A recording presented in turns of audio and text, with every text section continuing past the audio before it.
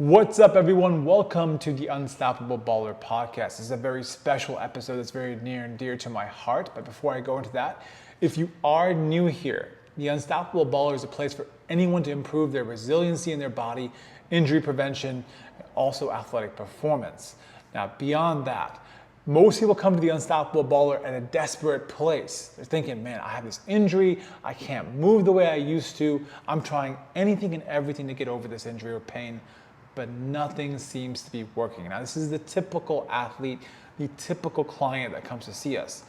Now, it's not just exclusively athletes per se, even individuals that were going into knee replacements, having shoulder replacements, or they're post-op. And they want to regain a sense of sovereignty and self-control of their bodies again. So if you fall into any of these categories, then this podcast could be very supportive for you. Now, this particular podcast follows the journey of two athletes that I train on a regular basis. You've probably seen them on our Instagram. They're posted on there quite frequently. You may have seen their journey, Raven and Caiman Littles. Okay, they're two soccer players, young soccer players from Barcelona. They've been playing there for a little while at top clubs against really, really good competition. And while they were there, they realized, man, the training that they were doing was causing them more injuries.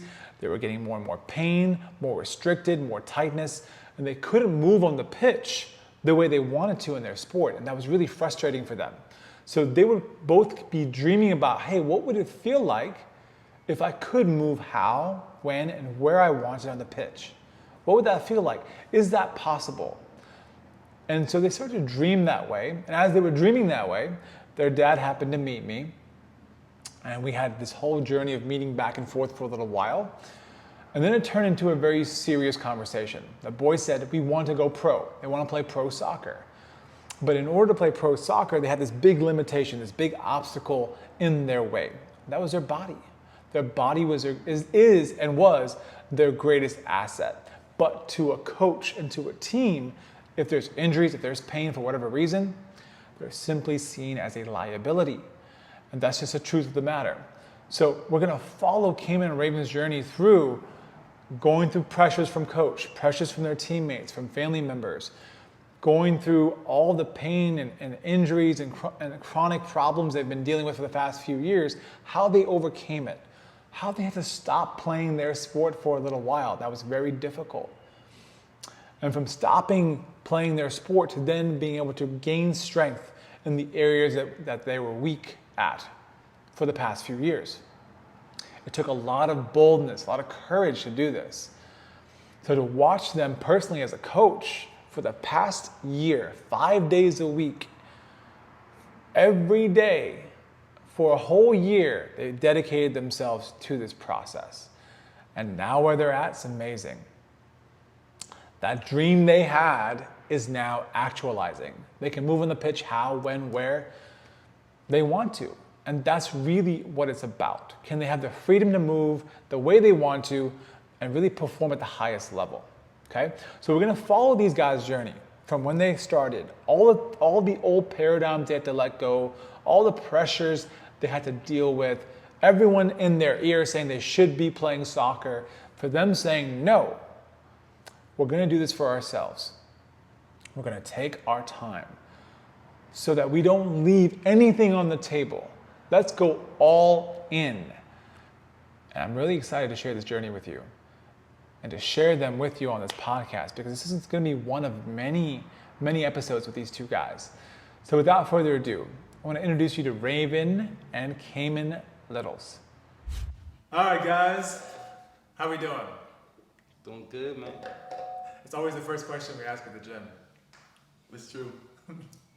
So it's really cool to have you guys here, because I've talked to you guys in just a coach and client perspective, but this is very different. This is more, we're gonna take it back, we're gonna go back to the beginning, how it all began. I want you to tell me the honest truth about everything you felt from starting with me to not being able to play your sport. Right. Even what you've seen in your sport, people saying you have to play, you have to play, you have to play.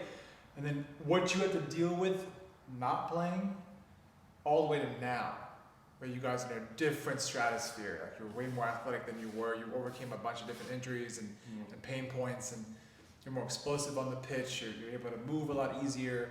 So I want the audience to really understand what it means to be a full-time athlete, because you guys are the embodiments of that. You guys have to go from going to school to then dropping out of school and then going full-time athlete, right?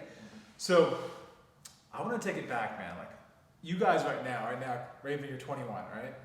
You're 18. Okay. So 21 and 18. When I first met you guys, when was that? How old were you guys? What year was that? 2017? I don't know. I think I was like 17 years old. You were 17. Or 16. I was about 13. 13. So Right. Caiman 13, you were around 17. I must have been No, 16 then. 16. Or 15. So 13, 15 years old. So when we met, Unstoppable Baller wasn't even live yet. Wasn't even real. Yeah. So we were just training. I trained your dad for a bit. I trained you guys for a bit. And that was kind of spotty. So when you first met me, what was that kind of experience like? When we first started training? Because Unstoppable Baller wasn't real yet. So I remember walking in that door and then walking here, setting my stuff up. We went to the back room and you did your test, right? And it was interesting because I had another coach and he was training me to do squats and I couldn't do them, and then you challenged my range of motion, my ankle, and so I was like, dang bro, this guy is actually trying to help me rather than make me do, you know what I'm saying? So I saw a little something different and I was curious, and so it worked out. So your old coach was just trying to get you to do a movement because it looked cool, you say? Well, more because it helped. Like, I mean, that's the culture, right? You do squats, you do bench press. And I was trying to do squat, but I couldn't get low. And he was like, well, just get lower. And I'm like, bro, I can't get lower, bro. I'm sorry. And so I had to, like, compensate in places I didn't want to. And it wasn't healthy for me. But coming here, it was different. It was a different approach. And it was good. So the intent, you'd say, for the movement was, this should get Caiman stronger. The squat that the old coach had. You're right. This should get you stronger, so you should do it. Do the squat, do the deadlift, do the bench press.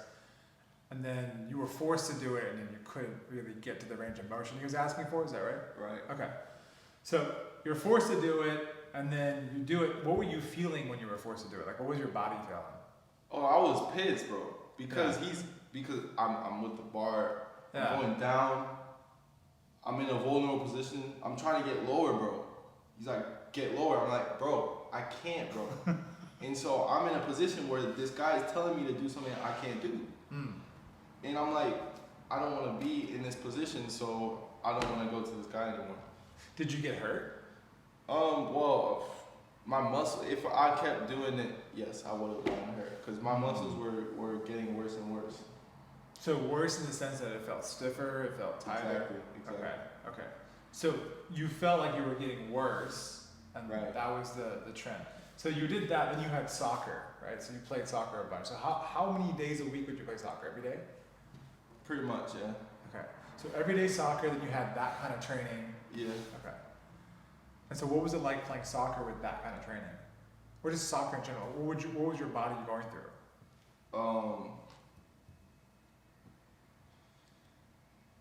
It was tough, right? Because you're playing in these narrow cleats, and it's like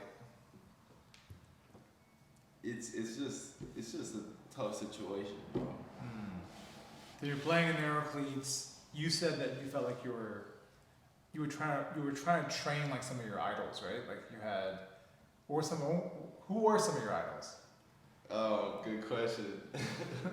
I love Cristiano Ronaldo. Okay.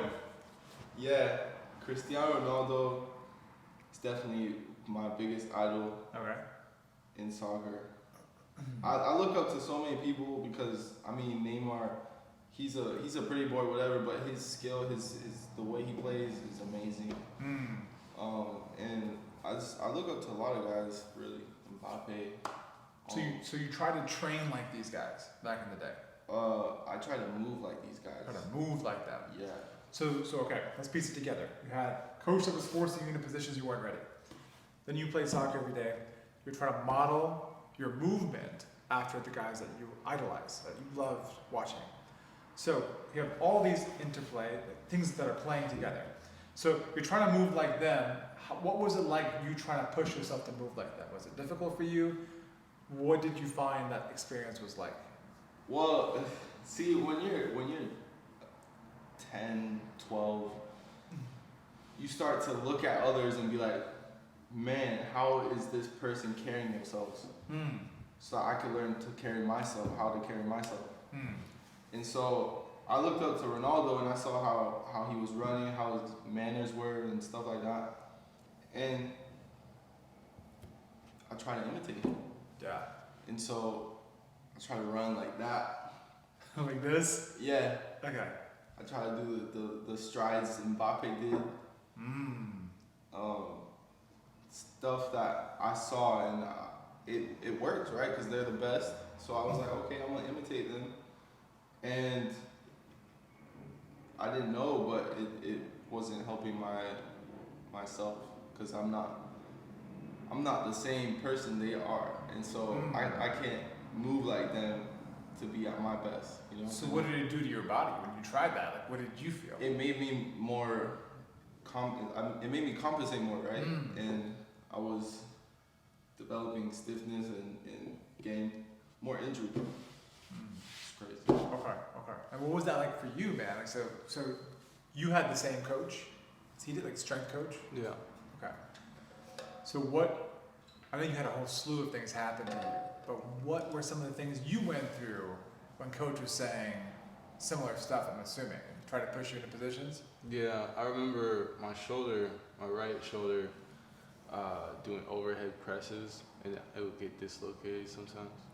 And I told him about that, and then he's like, all right, we're just gonna take a break from that. Okay. And so we stopped doing overhead presses, and eventually, like a month later, he's like, all right, we're gonna do overhead press. See how you do. And then it's not good. It doesn't feel good. My arm hurts and stuff. And then I would tell him, and he was kind of be like, all right, just toughen it out, or we're gonna take until I said that it would get dislocated, then he would say, we're not doing it, which kind of sucks. So you waited for the painful thing to happen to you to then say stop? Yeah. Wow. So what was going through your head when that was happening? Were you just like, okay, this is how it's supposed to be, or were you pissed off? In my mind, I didn't know what was wrong. You know, I was just trying to do the movement, and it didn't feel good. So that's all that was in my mind, is that it didn't feel good to do this. And I could see other people doing it, and they didn't have any problems. You know. Okay. So I think this is common in a lot of in athletic culture. We watch other people like, well, they're fine. Why can't we just do what they're doing? Same with the idols, right? Like Mbappe and Ronaldo and Neymar. Well, they seem okay, so we think, right? But anyway, go ahead. So that happened. The shoulder dislocation. The coach was like, okay, whatever you say is not really real. Basically, let's keep going till you bust yourself up. You bust yourself up, then he pulls you away. Then you're still trying to get stronger, I'm assuming, through other movements, right? Yeah. Okay. And then you're playing soccer every day, too. Okay. So what was that like, playing soccer every day for you? Who were you trying to imitate your game after? Back then, I suppose I was looking up to Messi. Okay. And Ronaldo. Not the Cristiano Ronaldo, the Brazilian Ronaldo. Ah, okay. Yeah, he's better. So. He's better, okay. And, He doesn't think so? How are you a Barca fan? Bro, don't get into the Barca. I knew you would say something about the Barca, bro. Come on. So, okay. my game was mostly dribbling and finding the right passes. Okay. And it was alright. Most of my stuff would be like my feet would hurt, or they would feel really tight, after I play a game because of the cleats. And of course, I had a little bit of knee problems and ankle problems. Like I rolled a lot of my ankles. Okay. I rolled my ankles a lot. A lot. There we go. So would you say, like, did you two just accept all these things as normal? Like, just this pain is part of the game as from a young age, and everyone was going through it? Like, all your buddies were having the same problems too? Yeah, for sure. Okay. So that was common in Europe, and that's common in the US too. Mm-hmm. Obviously, the skill level there is different. So would you say, like, in terms of the kinds of injuries that people had in Europe versus the US, do you see a discrepancy, like MLS versus there? No, the same injuries across the board. Okay. So skill, you say, is the main differentiating factor between Europe. Skill and level. Skill and level. Yeah. Okay. For soccer. For soccer. So then, okay, so both of you had problems with training and finding the right training that enabled your body to move the way you wanted to in your sport, I'm assuming. So they're forcing you into positions, that's going on, you're pushing through pain. Where was your head at? Did you guys just think, okay, this is gonna be my life for the next few years? Like, where was your head at that point? Bro, I'm gonna be honest, bro. I was on this team like around that time, and I was thinking, man, because I felt my knee a lot. I had this tendonitis, and I was thinking to myself, bro, if I could play with no concerns, no injuries in my head or in my body, it would be amazing.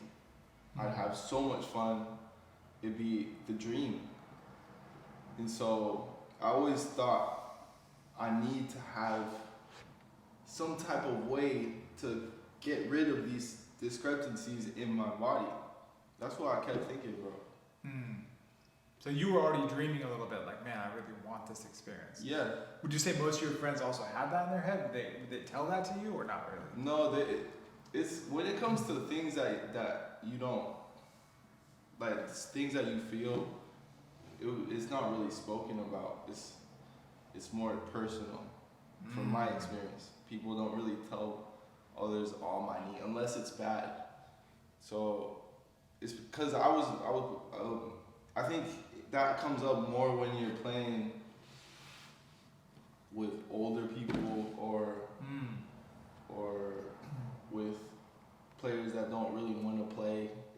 Then they'll be like, oh, my knee. But when you're playing to play on the team, to be on the roster, you don't bring those things up because that means you're a liability. That means you should be on the bench. So you don't talk about that stuff.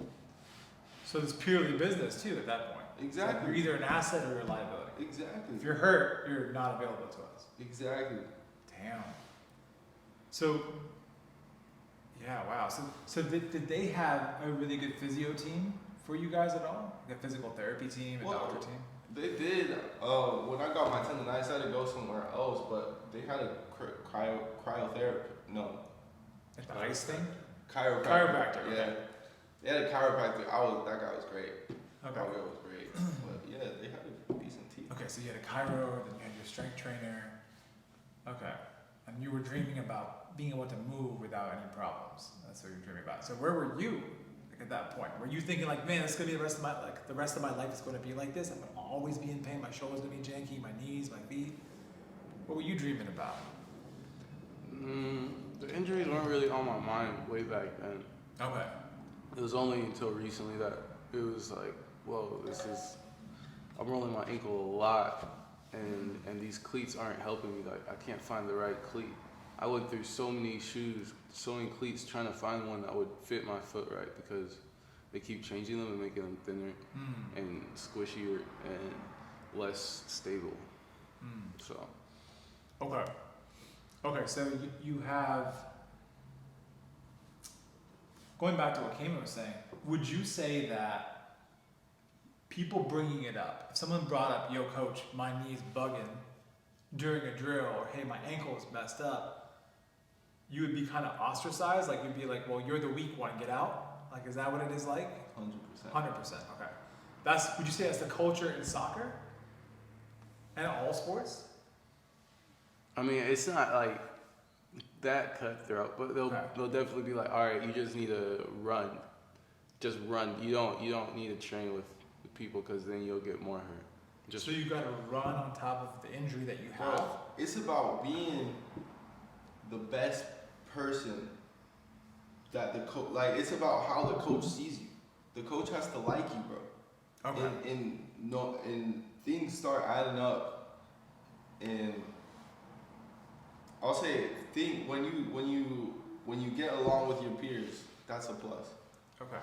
When you get when you're injury prone, that's a minus, bro. Like, I mean, wait, I'm trying to say that the coach has to see every single good thing about you, and if there's a couple bad things, that means you're brought down. You're brought down, and so you can't. From my experience, right? People have different environments because I know it's different in other countries, but when it came down to injuries, I didn't want to tell anyone about that stuff. Dang. It's true, bro. So you're just suffering in silence. Yeah, I'd talk to my mom, be like, Mom, my knee hurts. That's it. What did Mom say? She didn't help me. Okay. She helped me out with Tiger Bomb. Open you up. Okay. She's Yeah, trying to help you out. Okay. So you're telling your parents you're dealing with injuries, and yet the coaches are just like, well, either you're with it or not, and just go run on it. Interesting. So, okay, there's no one place for you guys to get everything sorted, right? To get your injuries sorted, to get stronger. Well, I mean, they have a physio, but that's separate. The stuff that they have physios on the site that we train. Okay. And that was in Spain. They don't have that here. What was that like with physios? When you guys went to the physios, like you went to the Chiros, that guy was pretty great, you said. Yeah, he was good. Cool. What was good about it? Alright, because he would just, and then you feel better. Okay, you felt better for how long? For a day about. For a day. Okay, cool. And what was it like for you? Physios and Chiros and all that. Well, Spain is a different culture, you know. Okay. And in that culture, they're kind of like, they kind of don't care about you. It's true. It's just what it is. They don't really show a lot of compassion. And so I just came in after hurting my ankle, and he was like, roll your ankle from side to side. They swiped the ankle. To see the range of motion, yeah. And I couldn't do it that much because I just got hurt. And he was like, your range of motion is terrible. You need to do this every day. And it's just moving it back and forth. And it didn't really help me. So it's kind of like, no shit, bro. Like, of course, I just got hurt. You expect my ankle to be perfect? Okay. Interesting. All right, so they Captain Obvious you. Interesting. No. Wow. Okay, so they just. Okay, this is very new to me in some ways. Of course, I experienced this in playing basketball too, to some degree. But as I started moving away from athletics, because I was in so much pain, I began to learn more about what was going on through asking my athletes. So to learn more about this is actually illuminating for me, but I'm sure everyone watching, this might be a story that you completely relate to. Or if you're a coach or a parent watching this, you might be shocked that this is the reality. This is not normal. It's not normal. Anyway, I want to learn more. So they don't care that much. That guy said you should keep swiping your ankle. Okay. Other than him saying you should swipe your ankle, was there any progressive plan to say, okay, after swiping your ankle, now you have to load it like this, and then you have to stretch? No, there was no progression. Just that. So you didn't have any milestones to aspire to. You just had to say, I'm gonna swipe my ankle, and hopefully, somehow, magically, Exactly, end up on the pitch. That's how it is, bro. There's no angle. It's just as soon as you can start running and you don't feel it. Well, no, when you feel it very little, Yeah. you're good. Play a little bit, work your way back to playing. Basically. What was that like for you guys? Did you get re-injured again pretty quick? That's the problem. It compiles, man. Exactly. You get re-injured, and it's a cycle, and it doesn't get better, it gets worse. Every time you injure yourself again, it's harder to recover from. And it's a sad part, like twisting your ankle. You were teaching us how one time it's not as bad, second time, okay, third time, it's the calcification, it starts to get stiff and harder to release. Yeah. And it piles up to where you can't really move that much. And that's something that happened to me. And it was hard. Because your ankles ended up being like freaking stones. Yeah. No, that's real, man. Like what Caiman is saying is so real. Like first time you twist the ankle, those ligaments kind of stretch a little bit. The muscles on the outside get overstretched. Okay, cool. Then the second time it happens, it gets stiffer to protect it. Third time it happens, now we're thinking, like you said, the calcification. So the bone gets thicker and thicker and thicker and thicker and thicker and thicker. And the thicker it gets, now it's like one obtrusive, huge boulder that you can't take your knee over anymore. So if your ankle is stiff, your knee can't get over. Now you're dealing with ankle problems, knee problems, hip problems, everything up the chain compounds. Okay. So you guys are dealing with injuries stacking upon injuries, basically. Word. Okay. Because we've been here, bro. Yeah. We've changed. Yeah, true. We've changed. This is true. Yeah. You guys were dealing with that. Okay. All right, that's crazy. So we'll come back to the whole culture of sports, but we jump forward. That was your experience. Now you come to Austin, you meet me a couple times. Let's go to this past year. Because the past year was really when we said we're going all in, right? Let's talk about the emotions for both of you guys going all, because this is like a big pivotal moment for both of you, because it was a big decision. So before starting this past year, I said to both Raven, I was talking to Raven on the phone a lot while he was in Spain. We had lots of conversations back and forth. He was depressed over there, having a hard time. Talked to Caiman a little bit. And then, your dad, Joel, decided to come here, and then you guys came, and I was like, oh shoot, this is for real. This is actually happening. These guys are coming to Austin. And this is after I had seen Caiman for his birthday in Spain, just to surprise him out there. That was cool. And I was still training Raven a little bit here and there, I believe. Yeah, I was. So Raven comes down, Caiman comes down, and then the Unstoppable Baller was born around this time. And then in my head, I was thinking, well, I'm hearing their story, I'm hearing all my other athletes' story, which was the same story. They're just saying, just don't do the movement if you're hurt. Or if you're in pain, just go to the physio or go to the chiro and come back when you're ready, bro. No indication as to whether this movement or that movement prepares you to run, prepares you to jump, cut, sprint, all and take impact. No indication. So I was like, F it. I'm going to put everything in-house. Because they have like the physios here, the chiro here, the doctor here, all great professions. And then they have the strength trainer here and the athletic performance guy here, like separate from these guys. Right? So I was thinking, what if you bring them all together on one round table, like the Knights of the Round Table, like King Arthur? Like we brought them all on the table. Thing is, I couldn't really get them all here, so I said, I'm gonna have to be all these hats. So I said, screw it, I'm gonna be all the hats, whatever. And then I just decided to do this, and I told you guys, look, if you just trust me for a year, I got your back. Yeah. I'm gonna do all these things that everyone they were sending you to. I'm gonna do all in house and make sure we get you from rehab to strength to performing at your best. That was my goal. And you guys were like, what's the catch, right? I said the catch would be you gotta not play your sport for a long time. Yeah. Yeah. What seemed like it was a long time. But anyway, so I said, give me, what was it? I said, don't play your sport for at least 7-8 months. Maybe I may have said just a year or two, I believe. We were aiming for shorter than that, isn't it? We were. Okay. What we were aiming for? What were we? It was January. 6 months. 6 months we were aiming for to go back to your sports. Okay. Yeah. So tell me, when I said, hey, chill for 6 months off soccer, when you guys came to Austin, what were you guys thinking?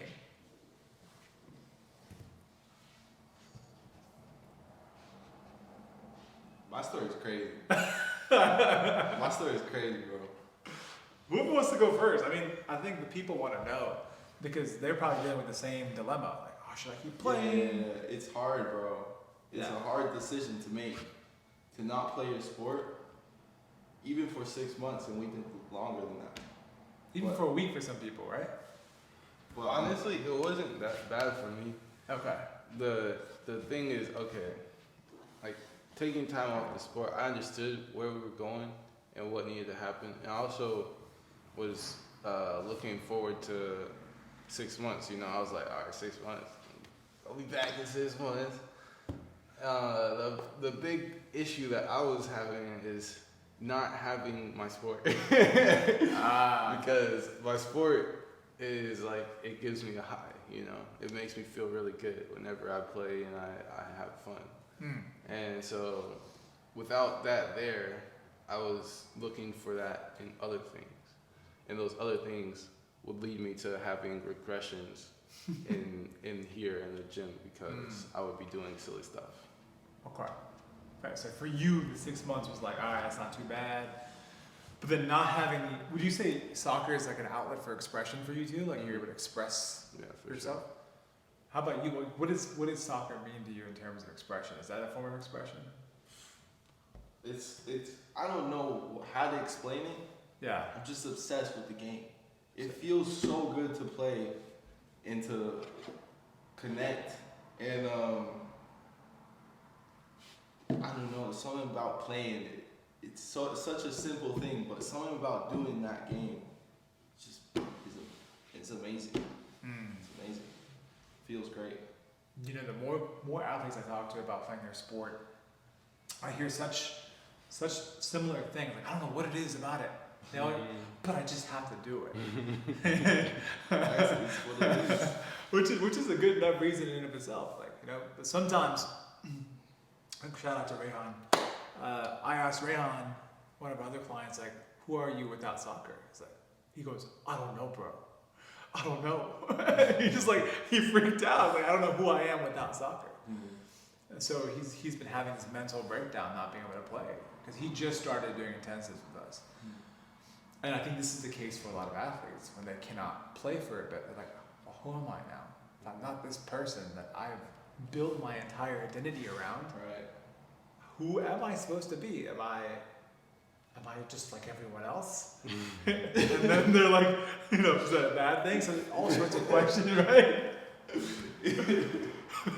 So are these things that run through your head too? Like if you don't play, like, well, who am I? It's definitely, it was a challenge for me. Yeah. But, when you don't play a sport, it's some type of low, some type of emotional bring down because you're itching to play, but you're like, bro, if I play, the reason why we don't play, right, is because we're going through a progression of changing our alignment. And if we play again with the cleats and with the form engagement, the muscle engagement that we have, it'll regress and we won't progress. So when you know those things, it's easy.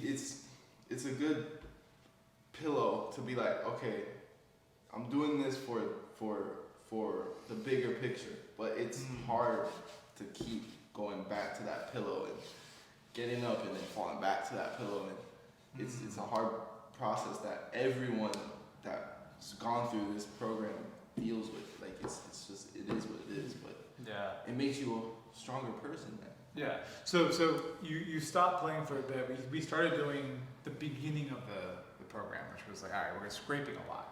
Yeah. I'm doing soft tissue work. We're realigning your bones. We're getting. It's almost like a rite of passage. Seriously, bro, it's hard, but it's changing. Yeah.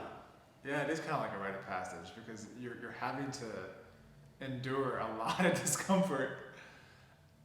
And then, yeah, let's talk about that. So we did all this gua sha. It's a gua sha blade. We're scraping your tissues. We're putting you in positions and unique movements. Because typically when someone does gua sha, we put you on a table. We did do table work for sure, but they would just put you on a table and they just go, and then they say, all right, see ya. So, but we decided together, we're like, let's put you in a half kneeling position. Let's make you do a couch stretch and tuck while we scrape you. Let's put you in a wide base position. Let's put you in all sorts of positions that mimic something about your sport, and let's figure out what's holding your body back. And so we're scraping your ankles, or scraping your knees, all sorts of stuff. Let's go with just that experience, because that's like the first 3-4 months, maybe. Let's talk about that. After doing something like that, and then walking, I would say, okay, walk around, how do you feel? Then I'll say, hey, try bending your knees down, or hey, try doing this. What was the experience like to go from that, everything hurts, like everything's really painful, to then experiencing the after? Something felt different. We couldn't necessarily say we're ready for sport yet, even though you guys felt really good. Like, I feel really good, let's go. But tell me, what was that like? What was that like to go through the beginning phases of training the Unstoppable Baller like that, when we started doing all that soft tissue work on you guys? It's a lot of pain. A lot of pain. Okay. A lot of pain. Yeah. Squash is no joke. Okay. You know. And what was that like to have all that discomfort of scraping? Like, did you realize you had all these knots in there? Did you realize that all these things were? Absolutely not, man. It's like, I remember whenever we first started doing it, I was like, dang, dude, is this ever gonna get better? And then over time, my tolerance grew. And then we would find new things, because there's different range of motion, different things changing. And then it's like, wait a second, I feel all this pain all over again. Oh no, it's worse than it was before. But overall, I just kept my mind in the right place, you know, and doing that, relaxing my body, breathing helps me get through that. And then afterwards, I feel like my body is ready to jump through the roof, you know. So after experiencing it, like directly after doing it for like, 10 minutes, what was the result right after? Because like during it, it's like, this sucks, I'm gonna die. And then after doing that for a little bit, what happens next? After doing that, my body would feel sort of like it's in a new place. You know, certain things would be like I was a baby and I just woke up again or something, fresh out the womb, because it felt so brand new and I don't know, intuitive but innovative. You know, it's like, I know what I'm doing here because this is my body, but it's still something different about it. It makes more sense. Like almost like you have more access than you did before? Yeah. Okay. So it's like that scene from the first Avatar, when they first get into the Avatar body, like, whoa, what's this new foot? Whoa, I can feel these different things. What is this? Yeah, right? Like, it's kind of like, what is this new experience? You're not the first person that said that, so what was it like for you? Like, the actual act of doing the gua sha and soft tissue for you, and then going from that to the direct result after?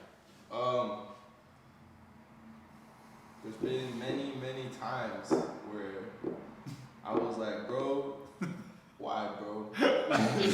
You know what I'm saying? And it's hard when you're getting dug into and you're stiff. It's the worst, bro. But it gets better because you're not as stiff, so you can endure a little more. Okay. So I mean, I have freaking scars of duty, bro. I don't know if you can see it, but yeah, we've gone through a lot. Okay. the direct after. Like The direct after. What was that like? It feels like. The closest thing I could relate it to is doing that barefoot walk. Yeah. That barefoot walk. How afterwards I felt super, like, jumpy. Springy. It depends what Sure. what changes, but feel springy or grounded or tall but it's all positive. It's all great. It feels really good. So now most people after doing that soft tissue work, they feel so great right after the fact. They're like, put me back in, coach. This is the thing with even PT and after a chiropractic treatment, some of these people feel Like chiros and PTs are doing what they know, and a lot of the chiros are actually really good. PTs are good. They're good. It's just that the progression isn't there oftentimes for the athlete, because an athlete and the everyday person is so different. Mm-hmm. The athlete's demand is I have to cut, jump, sprint, and take impact. Maybe an everyday person's demand is I have to go upstairs, go down the stairs, which is also relevant. Push the door, pull the door, basic stuff. You guys have to do 15 different things at once. Mm-hmm. So to be able to do that, we have to think about, well, what gets my tissues, my bones, my body ready to do all these things? So if we just scrape you, let's just think logically, everyone here. If we just scrape you and we open up the tissue, we've given you access. Like now you feel more open, you can take your joint through a bigger range of motion. Yeah. Great.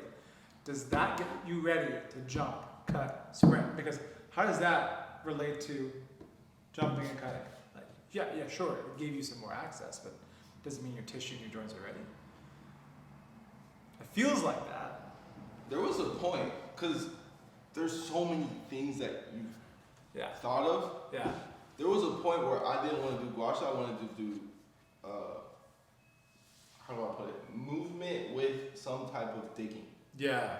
So that was put the thing here and do that. Right. You know, put the thing there and kick out. Right. Something You like that. put the kettlebell in there and you dig into the tissue. But and exactly. move it right. Yeah. And that was helping more than the gua sha, it seemed. And then also there were times where movement with weight felt like it was helping more than the gua sha. And of course, gua sha is elite. Right. But when you mix them all together, come on, bro. Next level. So then there was this kind of like progression from all that gua sha, soft tissue, digging with the kettlebells. We put kettlebells into your tissues. We put lacrosse balls and tennis balls all over, Right. pushing into different parts of your body in active positions. And then we started doing strength work, right? Can you just push through your big toe? Can you just do, this wide base position? Can we work on your T-spine? What was the strength and conditioning work like during this past year compared to what you were doing with coach who was saying, let's just push you into your squat position, push you into these movements, let's dislocate your shoulder and then say whatever after. What was it like, man? What was different? Because it's hard to explain what we do, but you guys are the ones who experienced it, so you guys can probably. I would say the biggest difference is that after I get done with the workout with the other coach, I would feel super hungry and super tired. Yeah. However, whenever I do stuff here, I would feel really tired in a moment and not so bad whenever I get home. However, now that we've shifted into a higher demand of strength and conditioning, now whenever I get home, I feel super hungry and tired as well. But the muscles feel different. Mm. Yeah. I'm not sore and like, oh, I can't do anything. Sometimes I am, but it's not the same. It's not the same at all. Try to explain that to people because I think that's important. They think the only way they're making progress is if they're sore, debilitated, on the floor and they can't move. Like that's think about all the Nike commercials. They're always on the floor at the end. Sweat, right? They're always on the ground, and that's what they celebrate. So yeah, y'all's experience is a bit different. Right. Your muscles, sure, they were sore, but then what was different? Bro, it's not the joint. You look at Not the joints. Look at a jaguar. He does the catches it, goes, eats, does all that exercise, right? Yeah. Not laying in the ground. My back. No, that's not how it should. It's not how nature wants it to be. It's not how it should be, bro. Okay. It doesn't make sense. So when you do all these things and we felt it, like you get done and you feel like you could play a little bit if you have that much, if you have energy, you could play, you feel good walking out. That's how it should be. So like this is gonna sound really dumb when I say it, but you train so that you can have the ability to play your sport. Right? Like that is like that should be what That we should do. be. Yeah, it should be. So As simple as it sounds, that should be. So why do people train so they can be debilitated and not move? It's such a paradigm shift, right? Like we train so we can play our sport and enjoy it to the highest level that we can. Like I made a whole tweet about this. It's like, why do we train? I was like, it's very simple. Train so that we have the ability to play our sport. Tweet done. All right? And so people are like, yeah, double tap. Right? And they agree, and yet they do the opposite. So it's crazy. It's crazy. It's misinformation. Yeah, lack of awareness. It's unfortunate, but that's why this is starting. That's why it's gonna. So I'm curious too. Okay, look, we've done some weird stuff in here, like big toe raises and up against the wall with just your inside of your foot. We worked on the sand pit. We've done stuff on the hill. How have your compound lifts changed? Your deadlift, your squat, all those things, your press. How has that changed from doing this weird stuff? Because we didn't really do that much. Like now we're going heavy in the barbell. We're loading it up. But after doing all this work, we went to the barbell, and even Joe was like, "How are they moving that weight like that? Mm-hmm. They don't look so bulky." I'm like, "Yeah, they're not bulky. They're strong. And they put on a lot of muscle. That's the point, right?" So, what was it like for you to go from all this weird stuff to barbell training this time versus what you did with Coach?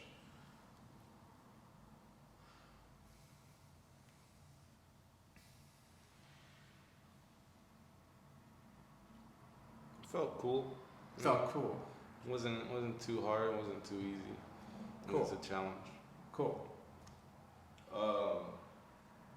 It's a place I never felt when I lift weights. Before I would feel so many different things, giving and compensating, and when I do them now, it feels like I got the bane venom in my veins. Everything's, and I can go up. So what I'm hearing is now versus before. Now you have the access to the right muscles to move the weight. Exactly. And so it's easy for you just to lock in, move it. Exactly. And so what felt heavy before now feels light. Yes. Okay. Cool. Would that be a similar experience for you?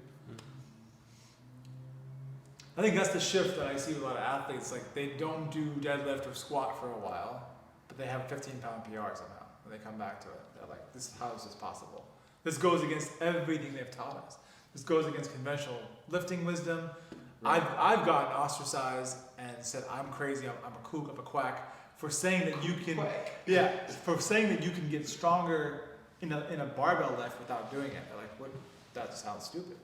Yeah, for me, we were doing a lot of single leg stuff, single arm push-ups, single leg skater squats. Mm-hmm. And from learning how to do it individually for each appendage, then whenever I come to a 4 appendage requirement, then all of my things are more in line with my mind's eye. So I'm able to see what's going on better and then change it and adjust it to where everything is in the right spot and in the right activation. So what is that like for you? What is that like? Does your brain then just somehow be able to say, everyone, recruit, and then you just go? Pretty much. Pretty much? Okay, interesting. And before, when you would try to be cute on squats, what was that like? Like your brain would say, do it. What was it like? Before, I would say that it was an unconscious movement. Okay. And now it's a subconscious conscious movement. You know subconscious conscious. Jeez. Explain, because the crowd's probably like, what the hell? Explain that a little bit. Unconscious movement means I was just getting in there. Everything was how it's supposed to look, right? So let's just go down and up, But subconscious conscious means that my subconscious is conscious of what it needs to do. And so I don't really have to think about it as much. I mean, you had to consciously train that. You had to consciously do it, and then it went to your subconscious. Then it went to subconscious. Yeah. So it's like consciously you kept saying arches, glutes, hams, obliques, lats, everything together for a while until then it became just an automatic thing. Right. Then it automatically just did it, the subconscious part. Yeah. And then if you got tired, you just said, hey, conscious mind, do a little more glutes, or a little more lats. Boom. Yeah. You know how weird that is? They say practice makes perfect. but it's really what you practice. Because do so many squats. I mean, us, Ethan, we're hitting 20 pounds more every week. What? And when you go with the practice made perfect way, we wouldn't be going up as much. But we are doing practice with our engagements. Yeah. But it's not with the movement, but we are getting better with the movement. It's crazy, bro. That is really crazy, man. I was in the same camp. I was like, if you want to get better at this movement, do it more often. Right. If you want to get better at basketball, play basketball. If you're better at soccer, play more soccer. I was of the conviction. I still see it on Instagram. It's like, if you want to get better at something, just do more of it. But then I was just like, there comes a time where there's a diminishing return. You keep beating it over the head, and you're going up. You're like, yeah, I gotta get better. And then all of a sudden, you're like, ooh. And that point where you just dip down, I feel like it's because we haven't trained to me, at least what I've seen over the collection of athletes and experiences, it's simply like athletes don't have enough access. And because they don't have enough access, they can't recruit everything they need to move the weight. So how can they just keep getting better at something if they don't have the access? You're just gonna keep masking your weaknesses by everything else you're doing. But then I think about sports, and people still think this is crazy, even though to them it still makes sense, but they still think I'm crazy. And I think, it's like, okay, you want to get better at defense. Do more defensive drills. What if you can't get your hip low enough to sit in a defense? What if you can't get your ankles to bend enough to do defense? What if you can't, drop low enough for a kick? What if your knee can't go over your foot before you kick the ball? What if your knee is just stiff and behind your ankle? Can you kick very well? What if you can't bring your foot past like right here? Is that problematic when you kick? It would be, right? Yeah. So then coach says, just do more of it. Somehow your leg will magically get up higher. Do more of defense and somehow your butt will sit lower. Do more of defense and somehow your ankles will figure out how to bend your knees over. But what happens often instead is their feet go, they swipe out, their butt pokes out more, they kick with some other weird muscles, with their eyeball, who knows what they're kicking with, right? And for some reason, it's blasphemy to think that maybe we have to stop doing the thing for a second and figure out what's not allowing them to sit into defense, what's not allowing them to kick the ball. Like what joint does not have the requisite range or the requisite strength? So that was my thought process. So I'm like, okay, maybe, this is my hypothesis, we get more range of motion here in the gym, get stronger, and then now they can sit lower, and then when coach says do the drill, now they do it really well. So that was my thought process in the first year of the Unstoppable Baller. So I put content up saying, this is what I believe. And the skills trainers were like, nah, do more of the skill. But then the athlete comes to me saying, coach is saying to get lower, but I can't, coach. So then I'm like, what brought you to realize that you need to practice in order to be able to get into those things? I think so many athletes kept coming to me saying the same thing. Coach is saying I need to get lower. Coach is saying I need quicker feet. Coach is saying that I need to do this. And it's like, I'm trying to move my feet quicker, but it just won't move quicker. I'm trying to do lower defense, but I can't get there. I'm trying to kick the ball with more force, but my hip flexor keeps straining. I'm trying to jump higher, but I keep going flat, and then I land on my feet like this, and my knees hurt. I keep trying to do this thing, but my back hurts. So I kept hearing this across the board. For years I was hearing it, I was like, okay, well, it's clearly not more skills that's gonna help them. If it was, all of our athletes would say, I'm good. Not the case. Yeah. So that's why I said, what if I went the other way? And so I decided to, and then I started seeing that we do this, they go back, they're like, coach, I feel like I'm bouncier. I have more of my vertical somehow. And we had only done like the first 3 weeks of the program. Like, you haven't even done the whole thing yet, bro. So that's what was shocking me, but also makes sense, proved the hypothesis. But the same thing with you guys, right? It was like, I thought, if you can't get low enough, why should we keep doing the drill? Let's go do more of this. And then you went back, you're like, okay. And same with you, if you can't get enough drive from your feet, how does playing more of your sport get your feet stronger? So I went back and we had to figure out maybe a different surface. Maybe we go on the sand, maybe we go on the hill. What will challenge their feet to get better? They have cleats. Cleats narrow their feet. How do we get their feet back to being spread? They have knee problems. How do we fix knee problems? We don't fix knee. I had to keep thinking outside the box. And I couldn't think like traditional wisdom, because traditional wisdom said, run you guys around the track. And I was like, this is traditional though.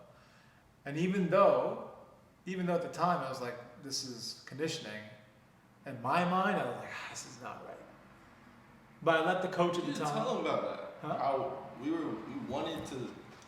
in the 6 months. 6 months, yes. Deep into the program, and we were like, bro, we're feeling good. Let's start running again.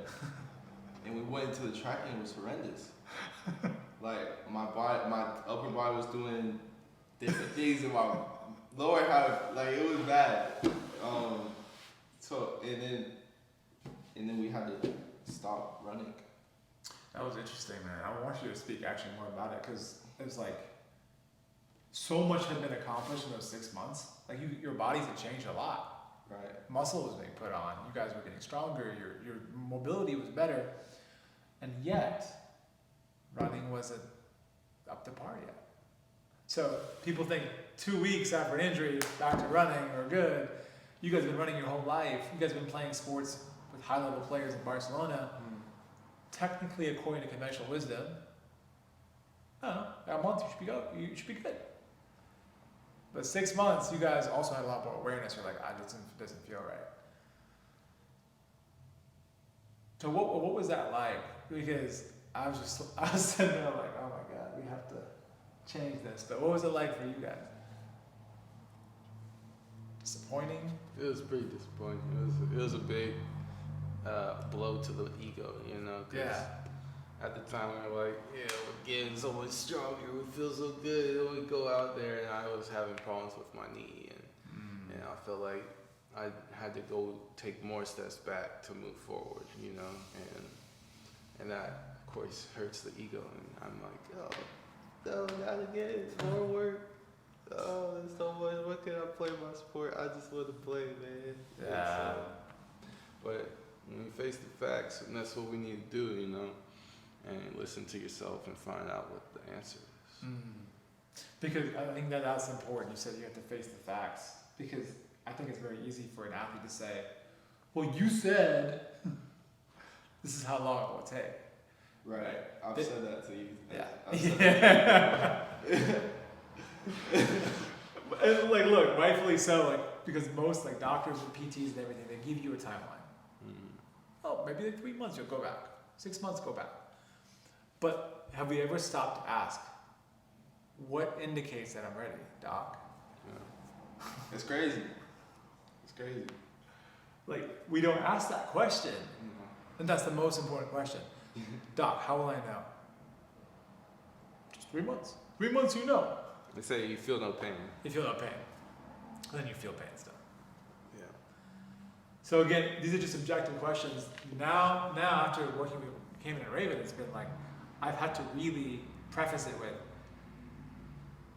the way you know is that you'll be able to tell me with complete confidence that every move you do, you feel you know how to get the position. You're not worried about getting the position.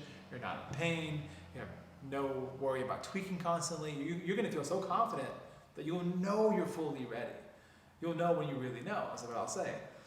And then I'll also say is, if you think you're ready and I'm like, I don't know, now I just say, go ahead and try. Come back and tell me what you think. So now I put it back on the athlete, because it's really not all on me, right? It's a collaboration. It's more like we work together as a team. I think that's where a lot of coaches and practitioners say, I'm above the athlete, I know what's best. Which I don't think is right. It's more like, I often ask you guys, what do you feel?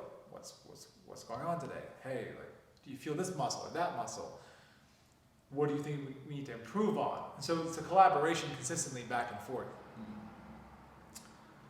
So I think it's important, because then you can get into this whole boxing match of, well, you said 6 months, and you said 8 months, you said a year. It's like, right. Yes, that was an estimated time frame.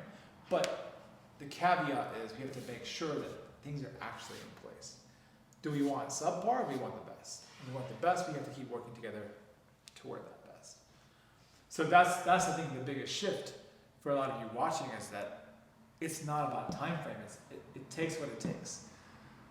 You know how hard that is? You know how hard it is to believe in the unknown? I'm serious. That's one of the biggest fears of humankind. 100%. Is the unknown. 100%. And when you're there and you tweak something and you're like, oh man, I gotta do this again, gouache a blade back to the basics. When is it gonna end? I don't know. Yeah. And you gotta trust that. And that is so hard. It's so hard. Yeah. But it makes you a warrior at the end of the day. And not a ruthless warrior, someone that's grounded and compassionate and knows, like, I don't know, it's just something about going through this journey that I think is so crazy. It's so crazy. What about it? That's crazy. So what way did it make you a warrior? Because okay, so let's fast forward for a second. We'll go back. We fast forward. You're here now. Right. This is where you are. You guys are in a different stratosphere than you were before. Let's first talk about how you guys feel on the pitch. How you guys feel playing soccer compared to where you were a year ago, 3 years ago, 5 years ago. Go for it. I was telling you, right? Use this. So, this is me, right? This is the defender. And that's the ball. Okay. In order for me to get past the defender, because this was me back in the day, I knew if I went straight, this person would disrespect me. So, in order to keep the ball, I would go around the defender to keep the ball with me. I see. And most of the time I wouldn't get past him. Now, you go straight through. The turn of tables. Yeah. I'm this guy. When I have the ball, I just go straight this way, past the dude, and he can't do anything. I do that, not him. So what I'm trying to say is I'm more explosive, I'm stronger, I'm more grounded, and I can get to positions that I couldn't before. And when I did certain movements, I would tweak my groin or whatever it was. Now I don't. Now I do whatever I want. It's fun. I'm at that point that I was freaking dreaming about, bro. It's a freaking dream, bro. Yeah. No matter what level I play at, it's freaking a blessing to play with full confidence. Yeah, that's amazing. Because I remember you said you had that dream, and then now you're here. And then what's crazy to me is that there's so much more left on the table. Right. So it's oftentimes like what we think we want, if we spend the time getting it, it's like, well, now what? It's like, well, there's a lot more, and then our potential becomes more and more infinite. But what was that like for you? What is it like for you to now play? We'll go to the back. Yeah, go for it. Well, it's different. It's different. It's very different. Yeah, talk to us about how it's different. How's it different? Running, how's it different? Juking, how's it different? Touches on the ball, all of it. Well, most of all, I'd say my body just feels like it has more control over itself. And so with that control, I'm able to come up with new ideas, even though they're derived from the original ideas of whenever I had these restrictions. It's changing, and my mind is evolving, and as a result, I see the game at a different pace. Even than compared to just a couple years ago, whenever I was doing really good, And seeing that evolution has really excited me, and I'm like, dang, dude, there's so many different things that I can think of and continue to progress and become just a full master of. And so I'm like, damn, bro. So watch out. Touch on the pace, bro. Because you're seeing the game differently now than you did before. So what's the pace of the game like for you now? Have you slowed it down? Is it like you're in the Matrix, you're like zoom, slow everyone? Okay, yeah. Yeah, it's a lot slower, and it's slower in a good way. It's not like I'm slow and I can't make a fast movement, you know, because I'll just be exploding out of anything. The thing though is I gotta get more experience and continue to learn and be humble about it, because if I get too arrogant and too full of myself, then I'll just be regressing. Because then I won't be respecting my body as much, you know, and I gotta honor that. How did you come up with that lesson? You know, man. I know, but the people don't know. I came up with that lesson by disrespecting my body, you could say, because I've been a bit full of myself and been like, all right, yeah, let's go do something, and then I get messed up by some big fat guy or something, you know. And then I get very angry, and then I'm like, all right, I can't be doing that no more. I gotta focus. I gotta stay on my work. So would you say that you're slowing down the pace of the game, and the way you slow it down is like you're able to better discern what action to take, what thing to do first in order to get the best result without hurting yourself? Yeah. How do I get to my spot? And would you say that, because like I always like metaphors, right? So I think of a metaphor. So you know how the Flash from DC Comics, the Flash, when he starts running to him, everything's slow. But everyone else is like, where'd he go? Yeah. Or even in the Matrix, when he's fighting, everything slows down. You can see like everyone's moves, and everyone's moves are happening really fast though. But to him, he's able to see everything. And he's able to quickly make decisions, move his body, and do that. Is that what it's like for you now, where you're just like you're able to slow things down? Dude, there's something else I want to touch on. I think that result has come from me facing myself and facing my fears within my sport and in life in general. Because whenever I used to play, I used to have in the back of my mind, oh, the coach, the coach is watching me. I gotta play good for the coach so I can be starting. Things like that. Or things about my teammates, like what do they think of me? Because I used to be bullied by my teammates when I was younger. I used to be a little kid, and I hadn't gone through puberty like everybody else. I was still premature. And so I would be pushed around very easily and things like that. And so for a long time, about 5 or 7 years, I've had that mentality whenever I play my sport. And I've finally broken from that. And now I face the game with no fear. And it's like, well, without that fear, what limits do you have? And then everything else just seems to be like poetry. So it's like by gaining more and more mastery of your body, you had less and less fear. Well, it's really all the obstacles that we've gone through, because Right. I've had so many setbacks being in the program, and those different things made me have to ask what I really want with myself and what I really, who I am. Okay, so it's like I want myself to be able to play my sport. I'm acting as gravity for a second.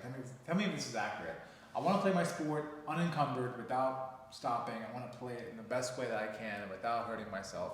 I want to get to my spots the way I want to get to my spots. I want to move when I want, how I want, and I want to be able to take people like off their game and just get to my goal, which is scoring a goal. That's what Raven wants. And then the actions that are supposed to get you to that point should technically align with that goal, right? Which is to be at that level. So for you, it looks like there were so many obstacles of you tried something too fast too soon, and then you had to pull back. Too fast too soon, pull back. So I think this is the theme with a lot of people watching. And this is also a big thing with the culture of sports. It's to do with the culture of medicine and clinicians, culture of all healthcare, wellness care, even with all practitioners, even in people in my industry. It's within all of us. There's pressure to get you guys back out. And at the highest level of sport, when they're paying millions of dollars, now the pressure is higher. It's like, You need to get back out now. We paid you a $32 million contract. Get out. Yeah. So there's a cultural problem, there's a financial problem, there's a coach problem, and the way health and wellness care has been practiced over the past few years. So there's so many things that are against athletes, right? So then here's my ass coming around saying, okay, take a year off. You're like, what? You say, after hearing all this crap, you want me to take a year off? Does that resonate with you guys? So I'm thinking that this is one of the biggest reasons why it's hard for people to get on board with taking a year off so you give your body enough time to master these little regressions that are going to happen inevitably. You know? So anyway, yeah, I think that's powerful, man. I'm glad that you have started to see that mastery of yourself, asking yourself who you are consistently is really important. Because there's some points where athletes might get to in this program and say, I don't know if I want to play my sport anymore. Yeah, I've faced that. Yeah, I've faced that. It's tough, man. The demand that my sport requires for me to be basically on every day at every moment of my life. Even when I'm asleep, because my dreams, they be coming for me, you know. I gotta watch out there too. On 24/7 pretty much. Yeah. It's not easy. But It's a full dedication. if I don't step up to the challenge, what am I doing? Yeah. That's not how I want to be. So. So you spent a lot of introspection.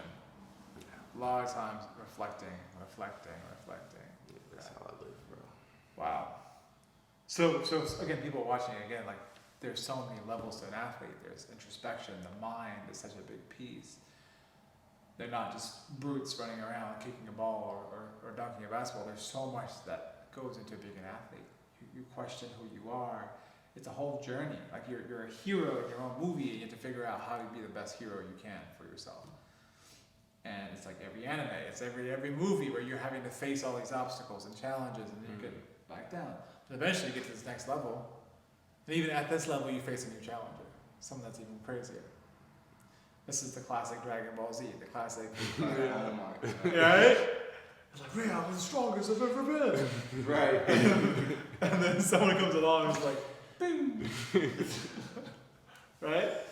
So I think that's life, man. It's like what you said. Like that's how life is. We think we're hot shit. The moment we get to that hot shit place, life goes, and we go, boom, go right back down.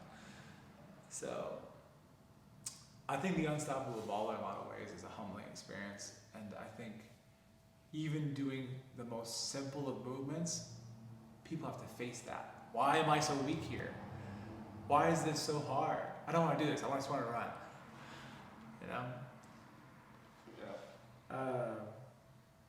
If you can make it through the UB program, you're elite. It's true. There you go, bro. It's a challenge. I believe that, man. It's you're having to face every weakness. So I don't even play. I'm not here to like stroke anyone's ego. I'm like, all right, cool. You can pull some weight. I don't care. Can you make your big toe hang off the edge and do this? You can't do it, bro. It's so hard. It's like, okay, that's your weakness. Can I do this with my hand? Can I do this with my hands? Can I put my hand behind my back? Oh, I can't do that. Can I create force behind it? No, I can't do that. Wow. So I'm looking for the weak points so they don't show up when your challenger is looking for your weak points. That's how I see it. The challenger is looking for your weakness all the time. How can I break this dude? You're like, I've already been there, bro. I've already been to that weak point, and I've come out the other side, so I don't have that weakness. Until they find it. And when they find it, we have to go back and figure out how to fix it. So I think that's the crux of the program, and it goes all the way to performance, because like now we've done sprinting, we've done juking, we've done jumping, we've done so many advanced movements. And so I think people want to get to that. I think maybe even you guys wanted to get to that, right? Yeah. Why am I holding this position? Every time we came in here, we're just holding. And it freaking burned like crazy. I'm not running, no, what do you call it, fast twitch? Yeah. The fast twitch. No fast twitch. That's what my sport is about, so why am I not doing it? Right. But it's just a different. It's the best way. It's the way. So what's it like then now training, running and jumping and cutting in the program, the UB program? You're actually training these movements, like it's in our program. What's it like doing that now after you've built that foundation? Yeah. See, what's crazy about it is that when we started doing it, we had to do holds. Yeah. Even then, of a running position, and then we'd start running. Yes. So it's just it's all about training the muscles, the brains and the muscles. Because I mean, there's neurons everywhere, right? And when you train for so long holding a certain position, your body knows, okay, I need to engage these muscles, and you train your subconscious to engage this. In that way, when you're running, which is so much more complex than holding a position, you can engage everything through every stride and every part of the movement, and it's very, very helpful for your health. And then being able to then teach the body how to feel the right thing in that position. Now when you go full speed, it's like, okay, I've been here, I know what to do. Yeah. And you can run, jump, and cut, and do all that.